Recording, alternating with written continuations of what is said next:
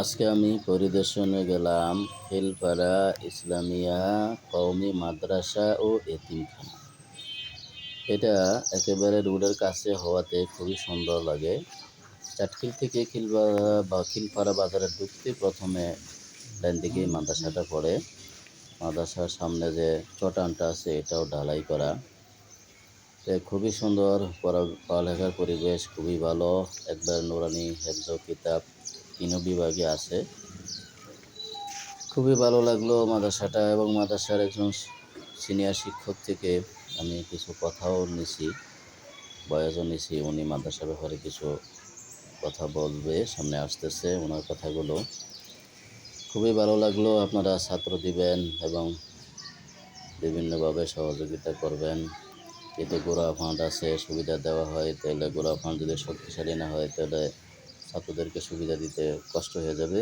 তো ওনাদের থেকে বক্তব্যটা শুনি আমরা। আলাইকুম রহমতুল্লাহি ওয়া বারাকাতুহু। সম্মানিত দর্শক শ্রোতা, যে যেখান থেকে দেখছেন সকলকে আন্তরিক অভিনন্দন ও শুভেচ্ছা জানাচ্ছি।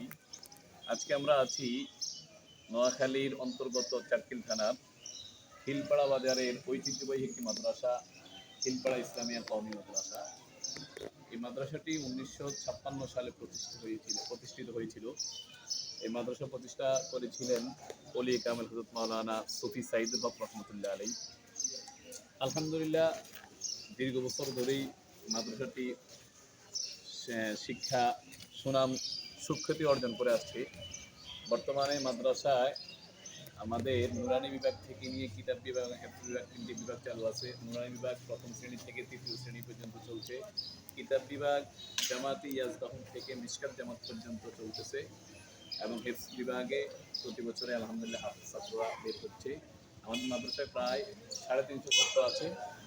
আর মাদ্রাসায় আলহামদুলিল্লাহ খুব সুন্দর ভালোভাবেই পড়ালেখা চলছে। বিশেষ করে আমাদের কিতাব বিভাগে আমাদের বাংলাদেশ বেফাকুল মাদারিসিল কওমিয়া এর অধীনেই মাদ্রাসা চলছে। পড়ালেখা খুব ভালোই চলছে, এবং আমাদের নোয়াখালী লক্ষ্মীপুর একটি বোর্ড রয়েছে, জমিয়তুল মাদারিসিল কওমিয়া নোয়াখালী। ওই বোর্ডেও আলহামদুলিল্লাহ ছাত্ররা অনেক সুন্দরভাবেই শিক্ষা অর্জন করছে। আপনারা সকলেই মাদ্রাসার জন্য দোয়া করবেন, এবং মাদ্রাসা যেন আল্লাহ তাআলা আরও উত্তরোত্তর উন্নতি দান করে। আর মাদ্রাসার প্রতি খেয়াল রাখবেন, আল্লাহ তাআলা যেন মাদ্রাসাকে কবুল করেন। মাদ্রাসার অনেকগুলো টাকা ঋণ আছে, আল্লাহ তাআলা যেন ঋণও পরিশোধ করার মতো তৌফিক দান করেন। আসসালামু আলাইকুম ওয়া রাহমাতুল্লাহি ওয়া বারাকাতুহু।